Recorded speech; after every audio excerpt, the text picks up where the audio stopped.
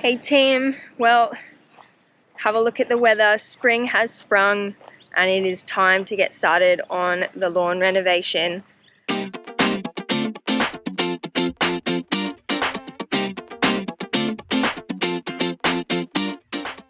So a few episodes back I detailed step by step the process to sort of follow. Admittedly, I'm probably still at the preparation part of it, just because I haven't quite got on top of the weeds yet. So if you have a look, hopefully it shows up on camera here. But I've still got those grassy weeds, so most of the broadleafs come out. There's still a bit lying around, but that's easy enough done. But it's this sort of, these patches of grassy weeds that are probably concerning me the most. And I've been sort of going back and forth in my mind about what I want to do about it.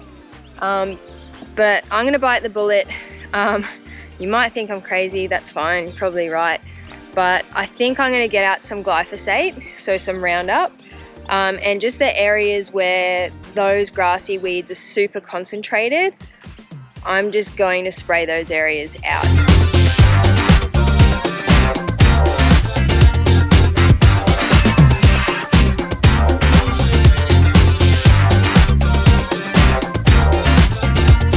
I've sort of marked these areas out. This is by far the biggest area, and it's just, there's so many weeds just in this area, and the soil's obviously terrible here.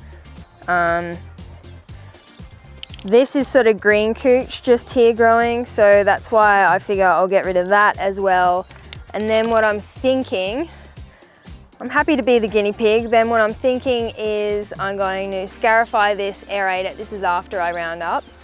Or glyphosate, and then I'm going to put whatever sprigs from the better sections, I'm going to lay them out here, top dress, roll them in, and then see if I can't get the blue cooch sprigs to sprout in these areas.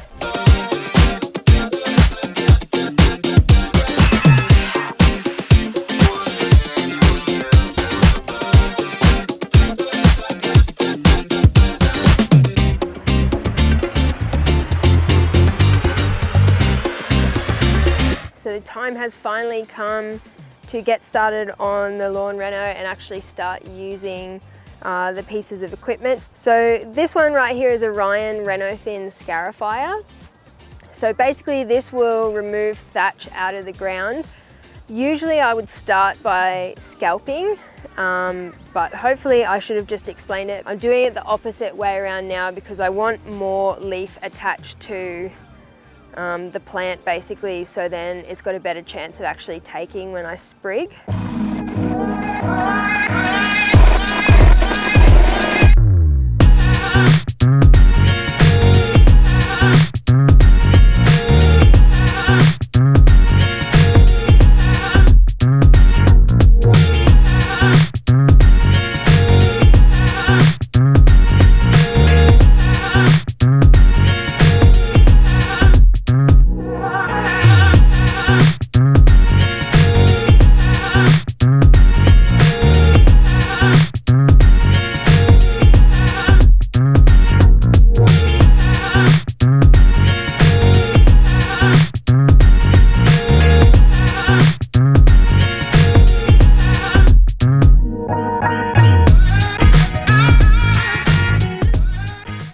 Okay, so right around this time, my microphone was acting a fool.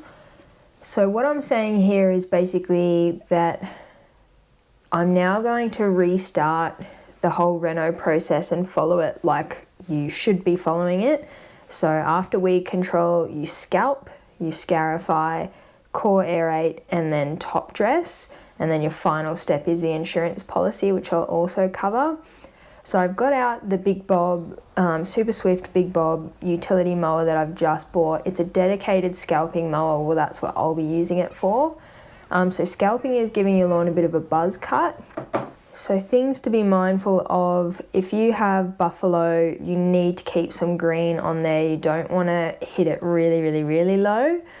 Zoysia, pretty similar because it's a really slow grower, very slow to recover. And I'd probably be a little bit cautious on blue cooch as well. So you'll see what level I go to on blue cooch. There's people who will say, oh, drop it down to dirt, it'll be fine. Yeah, it probably will, but I like to leave a little bit more on there because it aids in recovery, it recovers quicker. And just remember, if you're using a proper scarifier or a dethatcher, you're going to take out all the material anyway, so there's no real added benefit to scalping that low unless you are going to follow up with a really, really, really low cut with a, you know, a greens grade cylinder mower. So, and these turf types aren't really meant for that. So yeah, let's get on to scalping.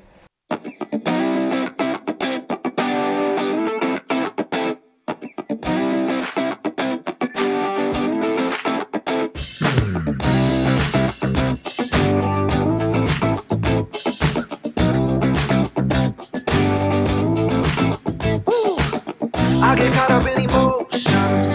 In my head I got explosions. Now I'm drinking these mimosas every day. Yeah. Now I'm going to extremes. Every time I get these feelings. Who's got the amphetamines? Yeah, yeah. Oh, oh. I'm spiraling down to the ground. Like lost and I'll never be found. Alright, so I'm going to have to come back out tomorrow morning. Next day here, if you can't tell by now, surely you would, but I'm filming this over a couple of days. Main reason being is I don't have spare batteries or anything for the cameras. I'm only sort of new to this, so I don't really want to go all out and you know, leak any more money anywhere. So so I'm down here. I found this is an old bathtub, obviously, in the back paddock, and you can see the back paddock here. Finally been able to get the mower onto it, but I'll walk you through that another time. So what I'm thinking is this would be a really good place to put these in my little sort of seaweed concoction that I'm going to come up with here. This is the product that I'm going to be using. It's an ICL seaweed water soluble fertilizer. I only need a teeny tiny amount, so I'm going to fill this up, make that little mix it up, and then dunk my scarifyings in there, and basically leave them until I'm ready to plant them.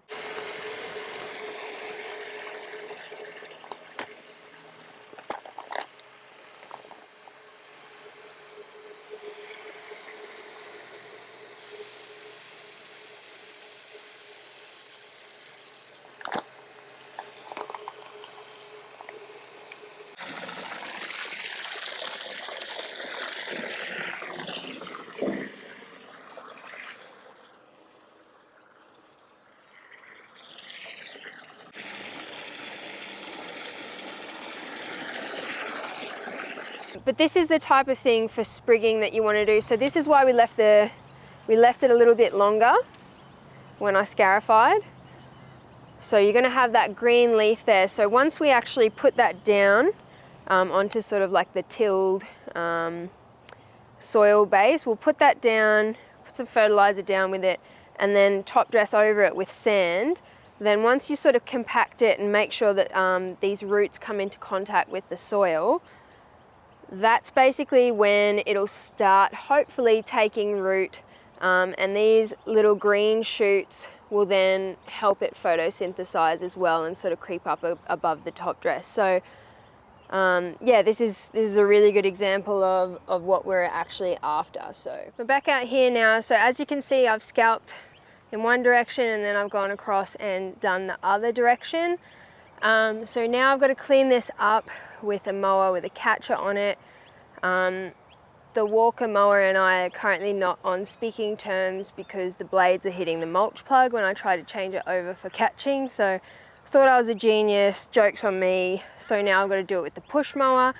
I am a bit, I think I might be against the clock in a way, because I had a quick look at the radar and it looks like there's some rain on the way. The weather's so much nicer today than it has been the last few days. It's not as hot, so yeah, so I won't do too much talking, which is probably a good thing. I'm just going to get straight into this. So we're going to clean this up, then we're going to scarify.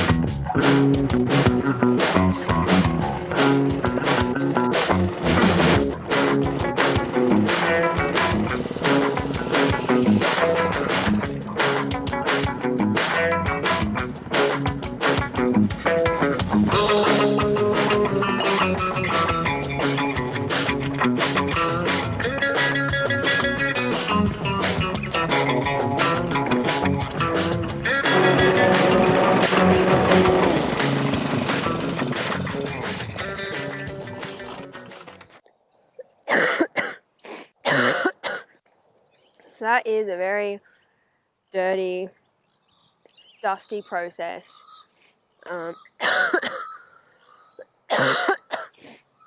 Probably should have worn my mask. I've been sick recently, so I'm not coughing because of the dust. Well, it's probably helped. But so this is what it looks like after it's cleaned up after a scalp. So remember that little pass then, that wasn't about taking more material off, that was simply about cleaning this up, so it sort of just acts like a vacuum and gets rid of all that waste. So now we're going to get into scarifying.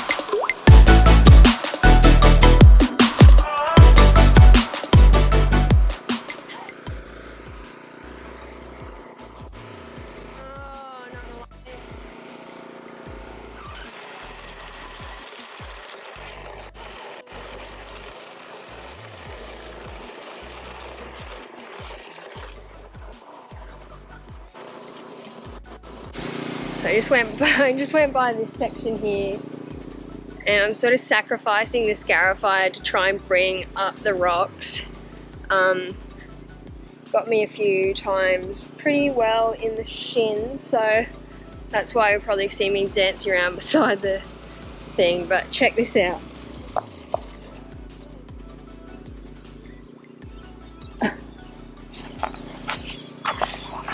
That's nasty. So I've stuffed it there because the belt's slipping and I think overheating a fair bit. Actually, I think I'll take the camera down there and sort of show you. I got rocks coming out, so it is literally just raking them out. Yeah, it's crazy. At this point, I'm not even sure if I'll go in the other direction just because this is so aggressive.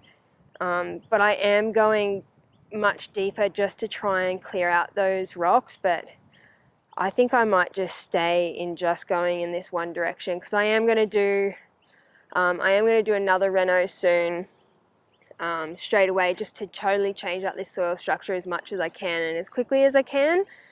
So yeah, I think I might leave it, and I don't even think the sections up there are so bad that I wouldn't even put my mower out onto those right now. Like even up here, there's still rocks and stuff. So I think I might actually just rake it up into piles. It's going to take me longer, but I think it's actually going to be a better job. So bad. This is probably where it's the worst. Like I'm hoping it shows up on camera, but there are just rocks everywhere. Check this out. That's the teeth of the verticutter going through that. They're tungsten tipped and it's just ripped that rock out and ripped it up too. That's crazy.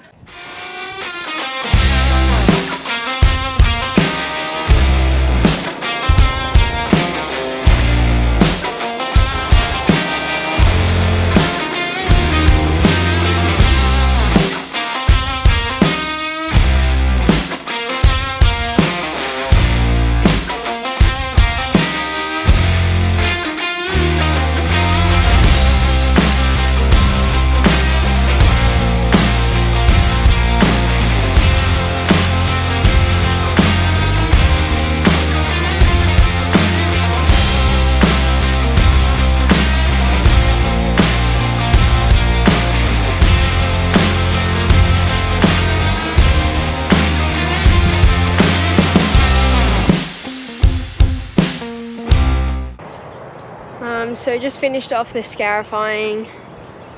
Now got to clean up. At least I've probably done 2/3 of it already, so you want positivity, I've got it. Sorry, I didn't realise you were out. You're alright. We've just got to mark up a borehole location, and it just happens to be right where your mowers. Oh, really? They must be resurfacing this road, council, Okay. and they just want me to mark up a borehole location on the end of the year somewhere. Okay. That's all. All good. Am I right to keep going? Yeah. Got one. Yeah, that's it. I've got dirt everywhere, whatever. So funnily enough, the guy in the background is like a dial before you dig guy or something. I think he said the road's getting resurfacing and they need to mark something out that's right on our property border, so sounds about right. But anyways, I've just finished up with the mower. So the whole purpose of that last little mow there was sort of to just get, see if it shows up on camera, but it pulls these runners up. So the verticutter sort of cuts them off. You can see here, these went out laterally and the verticutter's lifted them up. And then I just basically wanted the mower to get those. It missed some of these, whatever, that's fine. Yeah, they're sort of, so there's a sprig right there, there you go. So yeah, from here, the prediction is rain. I'm manifesting that, so it is going to rain. I am going to get some surfactant down, and it's going to work in really well with my aerating, so stay tuned.